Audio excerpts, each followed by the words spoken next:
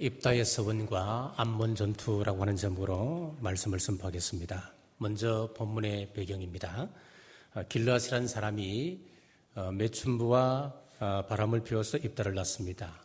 이 입다가 성장하면서 온갖 멸시와 구박을 받다가 마을에서 추방을 당하여 도비란 땅에서 거주를 하게 되죠. 입다의 경우 원망 그들을 찾는다면 한두 가지가 아니었을 겁니다. 주변에 질 좋은 사람들이 아니고 그런 불량배들이 모여들었습니다.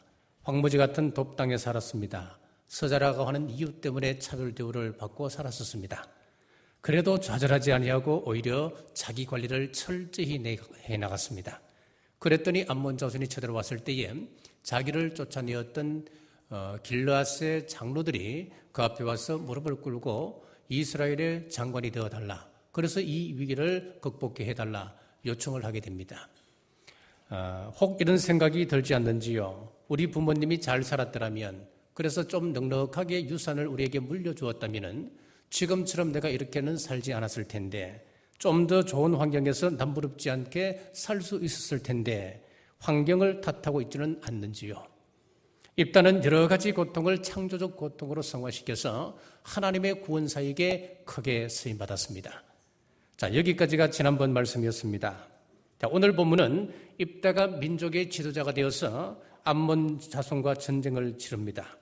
자, 첫째, 입다에게 여호와의 영이 임했습니다. 29절 말씀입니다. 이에 여호와의 영이 입다에게 임하시니, 사사기에서 유독 이 표현이 많이 등장합니다. 사사기 3장 9절 말씀 보면 여호와의 영이 그에게 임하셨으므로, 여호와의 영이 첫 번째 사사인 온디엘에게 임하셨습니다. 사사기 5장 13절에 여호와께서 나를 위하여 용사를 치시려고 내려오셨도다.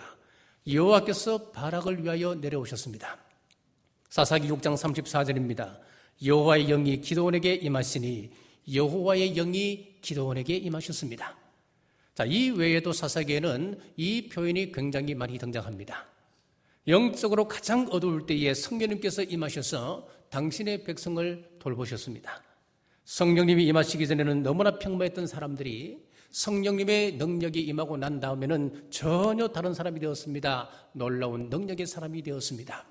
기드온이 그랬습니다.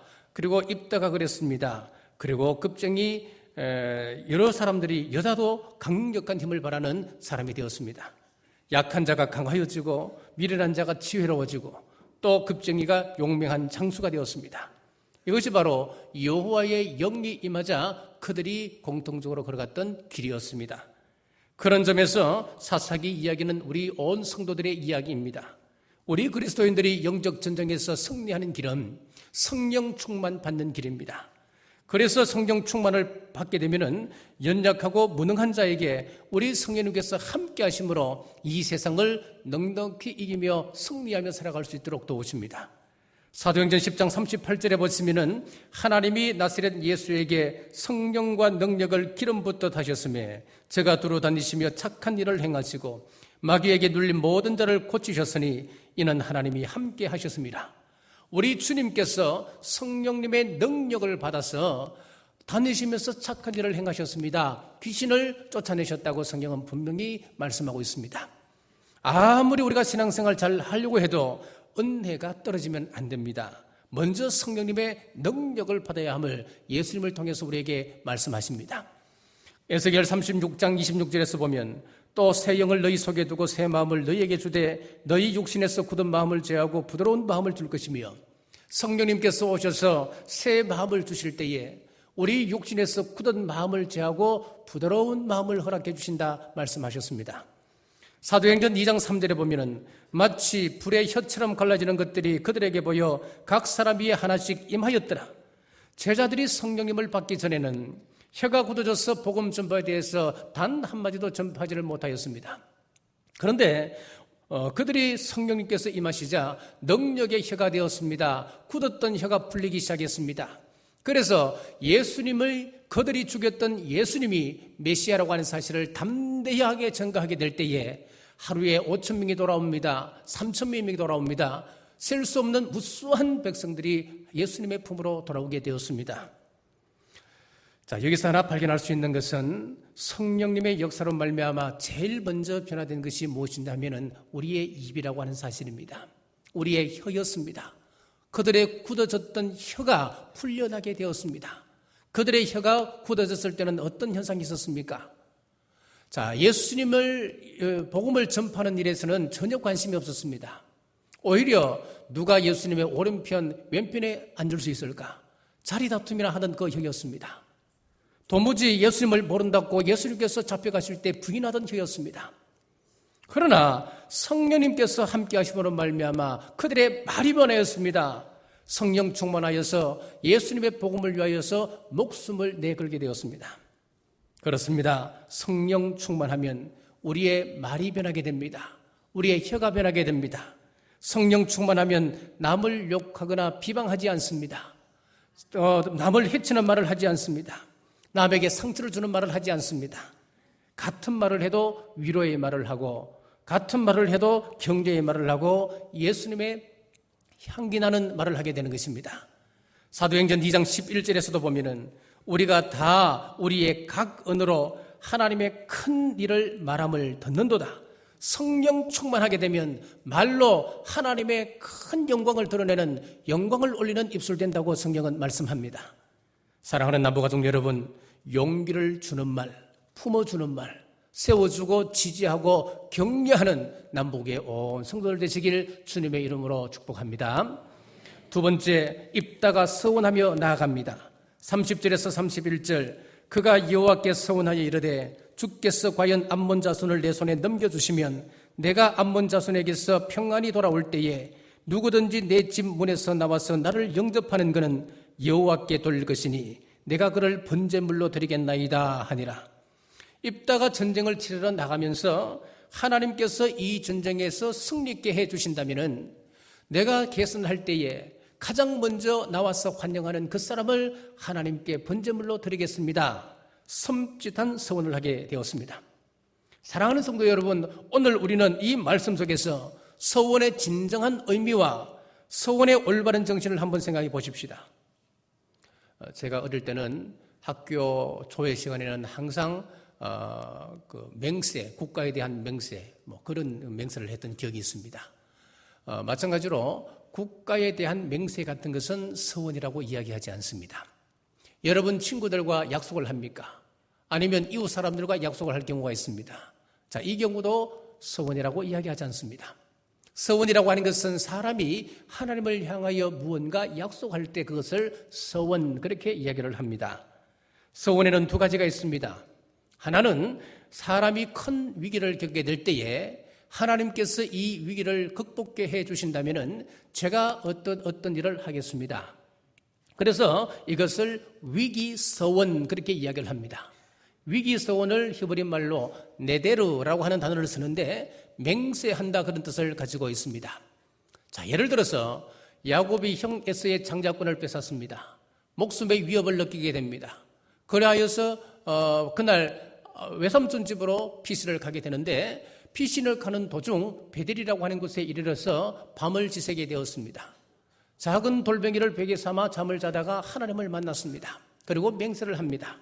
하나님께서 저와 함께 하셔서 이 여행길에서 저를 안전하게 지키시고 평안하게 아버지 집으로 돌아오게 해 주신다면 여호와를 나의 하나님으로 섬기겠습니다. 그리고 하나님께서 주신 재물의 10분의 1을 하나님께 바치겠습니다. 자, 이 같은 경우를 네데르, 위기서원, 그렇게 이야기를 하는 겁니다. 그리고 또 하나는 하나님이 은혜 주실 줄 믿고 감사해서 드리는 서원이 있습니다. 이것을 히브리 말로 아사르라고 하는 단어를 쓰는데 이것은 감사서원, 그렇게 이야기를 합니다. 자, 이 아사르라고 하는 것은 하나님의 은혜가 너무 감사해서 자신이 누리는 행복이나 또 권리의 일부를 포기한다고 하는 뜻을 가지고 있습니다. 사무엘상 1장에 보면은 한나가 기도하다가 하나님의 마음을 알았습니다. 사람을 향하여 안타까워하시는, 그리고 외로워하시는 하나님의 그 마음을 알고 이렇게 서원을 합니다. 하나님께서 아들을 주시면 그 아들을 하나님을 위하여 바치겠습니다. 나시린으로 바치겠습니다. 서원을 했습니다. 그리고 이것은 감사함의 서원이었습니다. 자, 우리가 어려울 때 위기 서원도 할 수 있습니다. 아니면 감사해서 감사서원도 할 수 있습니다. 주님 위해서 내가 멋지게 한번 살아보겠습니다. 내가 주님 은혜가 너무 커서 내가 누릴 수 있는 마땅한 권리들, 내 시간과 내 모든 물질들 하나님 위해서 사용하겠습니다. 그리고 나의 모든 삶을 주님 뜻대로 살도록 하겠습니다. 여러분, 얼마나 좋은 은혜의 서원이겠습니까? 그런데 문제는 은혜에 대한 감사의 결단이 조건부 약속으로 변질되는 데 있습니다. 상황이 다급하고 또 해결될 기회가 없을 때 하나님 앞에 이렇게 서원합니다. 하나님, 이 문제를 해결해 주신다면 제가 무엇을 해드리겠습니다. 우리 아이 병을 고쳐주신다면 이 아이를 평생 하나님의 목회자로 바치겠습니다. 이 사업이 잘 되게 해주신다면 평생토록 10분의 2조를 드리겠습니다. 하나님 앞에 서원을 했습니다. 이렇게 서원하면 하나님의 도우심이 보장된다. 하나님과 흥정하는 그쯤으로 서원을 생각한다면 큰 잘못입니다. 이런 정도로 서원을 생각한다면 성경의 보편적인 응답에 대해서 여러분 먼저 충실하셔야 됩니다. 성경이 말씀하는 보편적인 기도 응답의 비결은 크게 두 가지였습니다. 요한복음 14장 13절에서 14절에 너희가 내 이름으로 무엇을 구하든지 내가 행하리니 이는 아버지로 하여금 아들로 말미암아 영광을 받으시게 하려 함이라. 내 이름으로 무엇이든지 내게 구하면 내가 행하리라. 예수님의 이름으로 구하면 하나님께서 시행하신다라고 말씀하셨습니다. 요한 1서 5장 14절에 보면은 그를 향하여 우리가 가진 바 담대함이 이것이니 그의 뜻대로 무엇을 구하면 들으심이라. 우리 주님의 뜻대로 구하면 하나님 응답하신다 성경은 말씀하고 있습니다. 그러니까 우리가 꼭 서원을 하지 않더라도 하나님의 뜻에 어긋나지 않는 이상 무엇이든지 예수님의 이름으로 구하면 응답받는 줄 믿으시기 바랍니다. 하나님의 뜻을 따라 구하게 되면 우리 주님께서 반드시 시행하신다. 이 말씀을 믿으시기를 바랍니다. 자, 그런데 오늘 본문을 읽어보 내려가다 보면 한 가지 의문이 생깁니다. 왜 입다가 이런 보편적인 기도의 응답이 있는데도 불구하고 왜 이런 무리한 서원을 하나님께 올리는 것입니까? 당시 상황을 생각하면 몇 가지 추측이 가능합니다. 첫째는 입다의 신앙이 주변 이방인들의 신앙에 오염되었다고 보는 입장이 하나 있습니다. 요단강 서편은 가나안 땅으로 대부분 바알과 아세라를 섬기는 지역이었습니다. 그리고 요단강 동편으로 보면은 모압과 암몬과 에돔이 있고 그 위쪽으로 보면 시리아가 있습니다. 그리고 아람이 있습니다. 특별히 이 지역들은 여러 종교들이 많이 있었는데 대표적인 종교를 하나 이야기하라고 한다면 몰렉 신을 섬기는 종교를 가지고 있었습니다. 몰렉 신앙의 특징은 몰렉에게 가장 큰 정성을 올릴 때 자기 자식을 죽여서 제물로 바치는 그런 풍습이 있었습니다. 자, 입다가 아람과 시리아와 인접해 있는 돕 땅에 거주하면서 몰렉 신앙의 영향을 알게 모르게 받았기 때문에 무의식 중에 자기 자식을 하나님 앞에 바치겠다고 서원했다고 보는 그런 입장이 있습니다. 자, 이것은 무엇을 이야기하느냐면은 하나님을 예배하는 자리에 우상을 섬기는 풍습이 섞여 있었다고 하는 이야기입니다. 우리가 하나님을 예배한다 하면서도 오직 예수님 신앙이 아닌 종교다원주의가 이 시대 물결이 되어서 교회 곳곳을 휩쓸고 다니고 있습니다. 우리 신앙을 속이고 있습니다. 교파가 연합하는 것 얼마나 좋은 일이냐, 참 좋은 일 맞습니다. 그런데 우리가 본질을 모르고 있기 때문에 거기에 대해서 다 속아 넘어가는 경우가 참 많습니다. 여러분, 진실은 이것입니다. 실상은 이것입니다. 모든 종교의 영은 성령이라고 그들은 이야기합니다. 그러나 그것은 아닙니다, 여러분. 어떻게 모든 종교의 영이 성령님이 될 수가 있습니까? 모든 종교의 영으로 모든 종교를 믿으면 우리는 구원받는다. 우리가 예수님을 통해서 구원받는 거 알고 있다. 하지만 예수님으로만 통해서 구원받는 것은 아니고 모든 종교를 통해서 구원받는다. 얼마나 허울 좋은 이름입니까? 얼마나 좋은 사상입니까? 예수님을 통해서도 물론 구원받지만 다른 종교의 영을 통해서도 구원받는다. 얼마나 폭넓고 우리가 반대할 이유가 전혀 없어 보이지 않습니까? 그러나 이 주장을 하게 된 근본을 보게 되면은 여기에는 무서운 음모가 숨어 있는 거예요. 심지어는 이야기합니다. 오직 예수님으로만 구원받는 것을 주장한다면 그 사람들은 근본주의자로 우리가 공격해야 될 대상이라고 선포를 했습니다. 여러분, 이것은 우리가 추종하면 안 되는 거예요. 여러분, 지금 이 다방면에서 곳곳을 통하여서 이 종교다운주의가 틈타고 있는데 우리는 불을 켜고 이것을 지켜야 되는 거예요. 하나님께서 당시 몰렉신앙의 심각한 모습을 보면서 레위기 18장에서 이렇게 말씀합니다. 너는 결단코 너희 자녀를 몰렉에게 주지 말라 그랬습니다. 몰렉의 제단에 불로 통과하지 않게 하라고 경고를 하셨습니다. 자, 두 번째는 물건을 흥정하듯이 하나님과 흥정한다고 생각했던 그런 주장이 있습니다. 실제로 이 입다는 이스라엘 장관으로 청빙받는 그 자리에서 길앗 장로들과 멋진 타협을 이끌어냅니다. 내가 출전을 할 테니까 만약에 승리한 이후에라도 이스라엘의 그런 지도자가 될 수 있도록 허락해달라고 멋진 타협을 이끌어내었습니다. 그리고 암몬과의 그 전투에서 이 암몬 왕이 이 땅은 암몬 땅이라고 주장을 해올 때에 또 이 입다가 역사적으로 신앙적으로 정확하게 이야기 설득을 하지요. 역사적으로 보면은 우리가 출애굽을 할 때 우리 조상들이 가나안 땅에 들어와서 여기 있는 원주민들을 다 몰아내고 우리가 점령한 땅이다. 점령하고 난 이후에 300년 동안 우리가 이 땅에 살아왔던 땅이다. 그러므로 이 땅은 우리 땅이다. 역사적으로 증명해 나갑니다. 그리고 신앙적으로, 자, 물론 역사성도 중요하지만 신앙적인 면에서 이 땅은 하나님께서 우리에게 주신 땅이기 때문에 너희들이 왈가왈부할 그런 대상이 아니라고 선포해 버립니다. 자, 이렇게 능숙하게 변론하는 것을 우리가 이미 보았습니다. 이처럼 정치적 타협에 능숙한 입다가 확실한 승리를 보장받고 싶어서 하나님과 변론하는, 하나님과 흥정하는 도박을 벌였다고 하는 것입니다. 자, 입다가 딸을 바친다고 하는 그 서원이 이방신앙에 오염되어서 이런 서원을 했는지 아니면은 물건을 흥정하듯 하나님과 흥정했는지 그것은 모르지만은 성경에서 말씀하는 서원의 의미는 이것입니다. 자, 사람이 어렸을 때는 일방적입니다. 우리 아이들을 키워보시면 다 알잖아요. 이 아이들과 약속을 했는데 약속을 잘 지키지를 않습니다. 이 아이가 어릴 때는 약속을 지키든 지키지 않든 부모가 모든 것을 사랑으로 다 용납을 하고 요구를 들어줍니다. 그런데 성장을 합니다. 성장해서도 끝없이 요구를 들어주는 것 아닙니다. 그때는 서로 계약관계가 형성되어집니다. 네가 이것 하면 나도 이것 해준다. 계약관계가 형성되는 겁니다. 마찬가지로 믿음이 어릴 때는 그저 주는 대로 먹고 하나님 주시는 은혜 그대로 받아 먹습니다. 하지만 믿음이 자란 사람들은 하나님께 무언가 드리고 싶습니다. 하나님의 은혜에 응답하고 싶어집니다. 하나님의 마음을 어루만져 드리고 싶은 갈망이 생깁니다. 우리가 위로받기를 원하듯이 하나님도 우리를 통해서 위로받고 싶어 하길 원하고 계십니다. 나 기도하는 사람이에요. 나 주일을 한 번도 빠지지 않고 온전히 성수하는 사람이에요.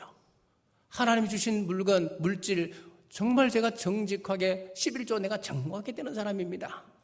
자, 이런 기본적인 관계로가 아니라 그 이상의 것으로 내가 어떻게 하면 하나님의 마음을 좀 기쁘게 해드릴까?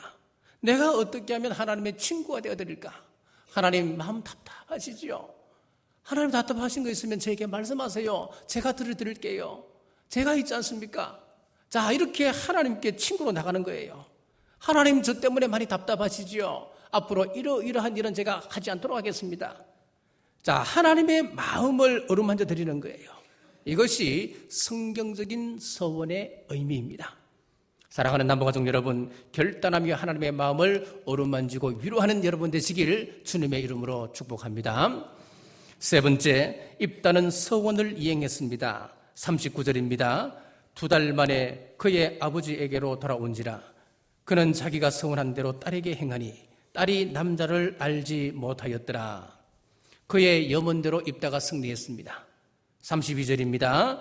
이에 입다가 암몬 자손에게 이르러 그들과 싸우더니 여호와께서 그들을 그의 손에 넘겨주시매. 성경은 이 입다가 승리했다고 하는 사실을 단 한 절로 이렇게 처리를 하고 맙니다.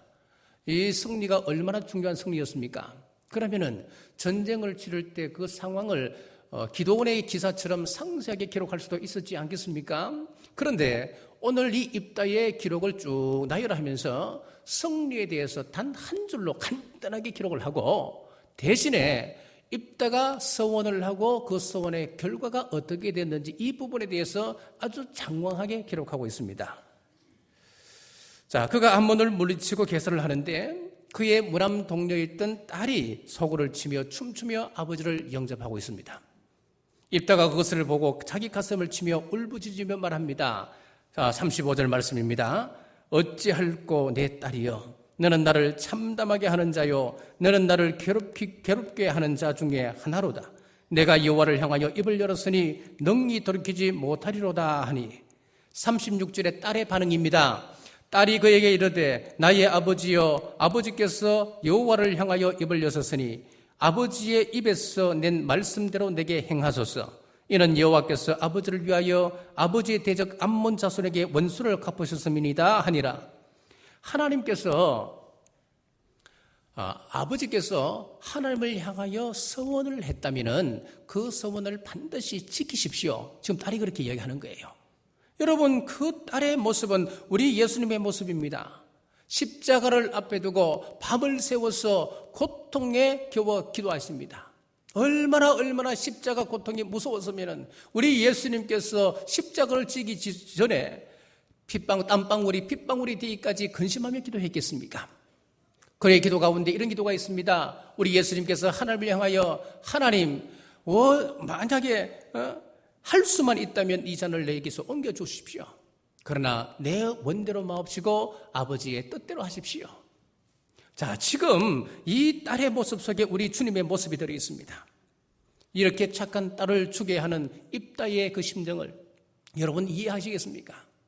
창세기 22장에 보면은 아브라함이 아들 이삭을 데리고 모리아 산으로 갑니다. 번제를 드린다면서 양은 없습니다. 재물이 없습니다. 장작과 불은 있는데 재물이 없는 그 모습을 보고 이삭이 아버지께 묻습니다. 아버지, 하나님 앞에 드릴 번제물은 어디 있나요? 그래, 그것은 하나님께서 준비하셨을 거야. 지금 가슴이 찢어지는 아브라함의 마음을 한번 보십시오. 여기 나오는 아브라함의 마음과 오늘 본문의 입다의 모습이 같은 모습이에요. 그리고 제물로 바쳐지는 이삭과 입다의 딸의 공통점이 하나 있습니다. 바로 아버지를 높여드립니다. 아버지를 세워주는 일이었습니다. 입다의 딸이 아버지께서 하나님께 서원하셨다면 그 서원을 이루십시오라고 이야기했듯이 이삭이 아버지를 향하여서 하는 모습 똑같습니다. 이삭이 100세가 넘는 아버지가 자기를 묶어 번제물로 드리려고 할 때에 자기 힘으로 능히 빠져나올 수 있는 그런 능력이 있었습니다마는 그는 잠잠합니다. 그 밧줄에 묶여서 아버지가 내리치는 칼을 기다리고 있습니다. 물론 성경에는 말씀하고 있지 않습니다마는 이삭의 문의 말을 우리가 듣는 듯합니다. 아버지, 하나님과 약속하셨다면 약속대로 제게 행하십시오. 여러분 부모님들이 하나님과 약속한 것을 지키려고 할 때에 자녀된 도리로 좀 무리가 되고 좀 어려움이 있어도 아버지가 하나님과 약속한 것이라면 제가 아버지의 힘이 되어드리겠습니다. 효도하는 우리 남북의 온 성도들 되시길 주님의 이름으로 축복합니다. 이런 자녀이기 때문에 입다의 딸이 죽은 날을 국가적 애도일로 기억했습니다. 39절 하반절부터 40절입니다. 이것이 이스라엘의 관습이 되어 이스라엘 딸들이 해마다 가서 길라 사람 입다의 딸을 위하여 나흘씩 애곡하더라. 성급한 아버지의 서원을 비난하고 질타하는 것이 아니라 시대의 비운을 끌어안고 죽어갔던 한 천지의 아름다운 믿음을 기리는 슬픈 축제일로 이스라엘 백성들이 지키게 되었습니다. 자, 여기서 입다의 딸에 대한 여러 가지 해석들이 있습니다. 그 가운데 하나는 전통적인 해석은 성경 말씀 그대로 기록된 그대로 아버지가 딸을 죽여서 번제물로 드렸다고 하는 해석입니다. 그리고 또 하나는 39절에 보니까 남자를 알지 못하였다. 여기서 죽음이라고 하는 단어가 없기 때문에 입다가 그 딸을 평생 남자를 가까이 하지 않는 성막에서 수종드는 여인으로 바쳐지게 되었다. 그렇게 해석하는 입장 두 가지가 있습니다. 자, 그럼 여기서 과연 입다가 딸을 죽여서 번제물로 드렸는지 아니면 평생 처녀로서 여호와의 성막에서 수종드는 사람으로 바쳐졌는지, 여기에 대해서 성경은 뭐라고 대답하고 있습니까? 성경적인 답은 무엇이겠습니까? 그 답은 모른다입니다.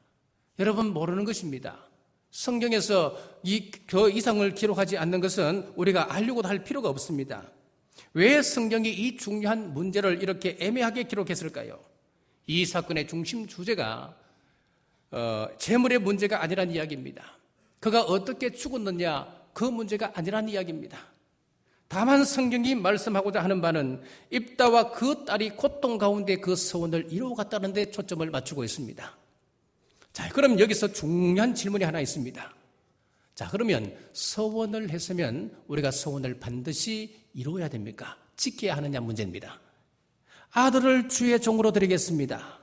건축하는 교회 같으면 내가 얼마를 하나님 앞에 서원을 하겠습니다. 작정을 하겠습니다.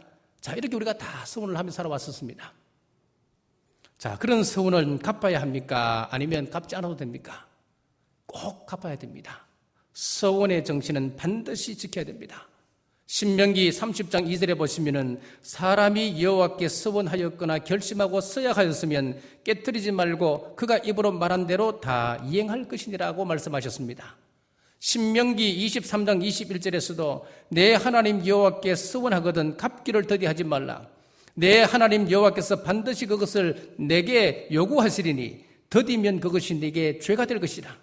전도서 5장 4절에서 5절에 보면 내가 하나님께 서원하였거든 갚기를 더디하지 말라. 하나님은 우매한 자들을 기뻐하지 아니하시나니 서원한 것을 갚으라. 서원하고 갚지 아니하는 것보다 서원하지 아니하는 것이 나으니. 사람과의 약속도 우리가 끝까지 갈 때 감동을 주는데 하물며 하나님과의 약속을 더 이상 이야기해서 못하겠습니까? 홀리데이 인 호텔의 전 회장이었던 사람 중에 클라이머라고 하는 회장이 있었습니다. 이 클라이머가 재임 중에는 홀리데이 인 호텔에 카지노를 운영하지 않는 것으로 유명했습니다. 하루는 회사 간부들이 적자 해소와 그리고 호텔의 확장을 위하여서 홀리데이 인 호텔 안에 카지노를 설치하자고 강력하게 요구하며 이 회장을 압박해 왔습니다. 그때 이 클라이머가 하나님 앞에 엎드려 기도하면서 결단을 했습니다. 회장직을 사임하는 것이었습니다. 언택식 날 그가 직원들 앞에서 다음같이 연설을 했습니다. 제가 이 호텔에 카지노를 지금까지 두지 않았던 이유가 있습니다. 그것은 제가 회장직에 오를 때에 하나님과의 약속 때문이었습니다. 하나님 앞에서 거룩하게 신실되게 이 홀리데이 인 호텔 안에는 카지노를 두지 않겠습니다. 약속했기 때문에 저는 그것을 지켜나가야 됩니다. 사람과의 약속도 소중한데 하나님과의 약속은 얼마나 더 소중한 것입니까? 제가 하나님과의 약속을 지키는 것은 이제 회장직에서 물러나는 것뿐입니다. 라고 결론을 내렸습니다. 라고 그가 연설을 했습니다. 하나님과 약속한 것이 있습니까? 사랑하는 남부교회 성도 여러분들이요, 힘써 그것을 지키시길 바랍니다. 이것이 서원의 원칙입니다, 여러분. 자, 그런데 우리가 서원을 해놓고 지킬 수 없는 형편이 되었습니다. 그럼 그때는 어떻게 하면 되겠습니까? 레위기 27장 8절에 보면 그러나 서원자가 가난하여 내가 정한 값을 감당하지 못하겠으면 그를 제사장 앞으로 데리고 갈 것이요 제사장은 그 값을 정하되 그 서원자의 형편대로 값을 정할지니라. 사업이 잘 되었습니다. 하나님의 은혜가 너무너무 감사해서 하나님, 제가 하나님 앞에 1천만 원을 작정하겠습니다. 작정을 했습니다. 그런데 작정하고 난 이후부터 회사가 내려막길을 걷기 시작했습니다. 그리고 급기야 이제 밥을 먹기도 힘들 만큼 어려워지게 되었습니다. 그때 어떻게 하면 되겠습니까? 어떻게 1,000만 원을 만들 수 있겠습니까? 안 되는 거예요. 그때 성경의 레위기의 원리를 따라가면은 목사를 찾아가서 상의하라고 하는 겁니다. 상담하라고 하는 거예요. 그러면은 제 같으면 그렇게 이야기할 거예요. 집사님, 1,000만 원을 하나님 앞에 신실한 마음으로 서원을 했다면은 이미 그 마음 하나님께서 받으셨습니다. 그리고 지금 상황이 이렇게 어려워졌으니까 지금 형편에서 최선을 다해서 하나님 앞에 그것을 갚아 나가십시오. 자, 어떤 사람은 아이를 자기 신앙 따라서 정말 이 아이를 성장시켜서 하나님 앞에 선교사로 이 아이를 바치겠습니다. 서원을 했습니다. 그런데 이 아이가 자라면서 부모 마음처럼 되지를 않습니다. 그러면 어떻게 하면 되겠습니까? 그때 레위기의 원리를 따라가면 목사를 찾아가서 함께 의논을 하는 거예요. 자, 하나님께서 선교사로 부를 때는 두 가지가 있습니다. 하나는 보냄을 받은 선교사가 있습니다.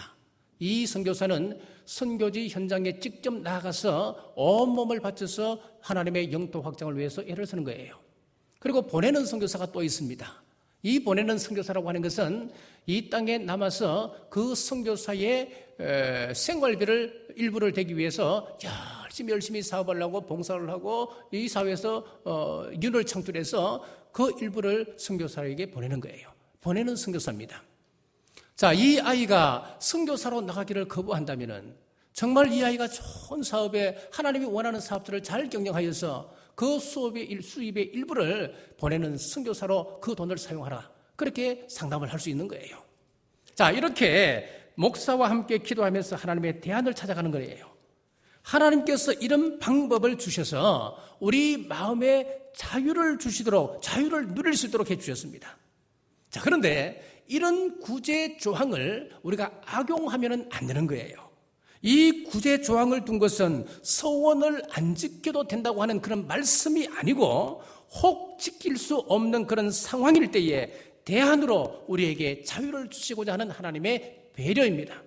이것은 배려이지 이것은 원칙은 아닌 거예요.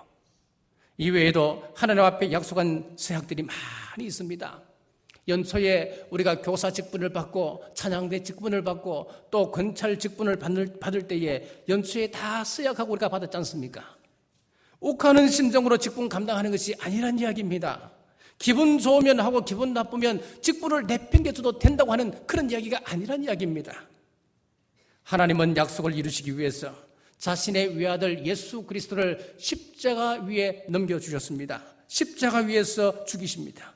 입다도 서원을 온전히 지켰습니다. 그 하나님께서 오늘 저와 여러분에게 요구하고 계십니다. 너희도 하나님과의 약속을 지켜라. 내가 너희를 위하여 생명을 바쳤듯이 너희도 서원을 온전히 이루어라. 사랑하는 남부가족 여러분, 서원을 할 때는 이것이 바른 신앙 안에서 이루어지는 서원인지 여러분들이 또 검토하고 검토를 하십시오. 그리고 확신이 서게 되면은 내 살을 찢어서 바치는 마음으로 서원을 하시고 서원을 하셨다면은 내가 내 생명을 지키는 것처럼 목숨을 지켜가는 것처럼 그 서원을 이루어가는 신실한 우리 남부교회 온 성도들 되시길 주님의 이름으로 축복합니다. 기도하겠습니다. 은혜와 사랑이 풍성하신 아버지 하나님, 귀한 생명의 말씀 감사합니다. 우리가 서원자로 설 때 주님이 기뻐하시고 인정하실 만한 모습으로 서게 하옵소서. 하나님께서 언약을 지키기 위해서 독생자 예수님을 보내시고 십자가에 내어주셨듯이 우리들도 믿음 안에서 서원을 목숨처럼 지켜나가서 하나님의 마음을 시원하게 하며 위로하는 남부교회 온 성도들 되게 하여 주시옵소서. 예수님 이름으로 간절히 기도드리옵나이다.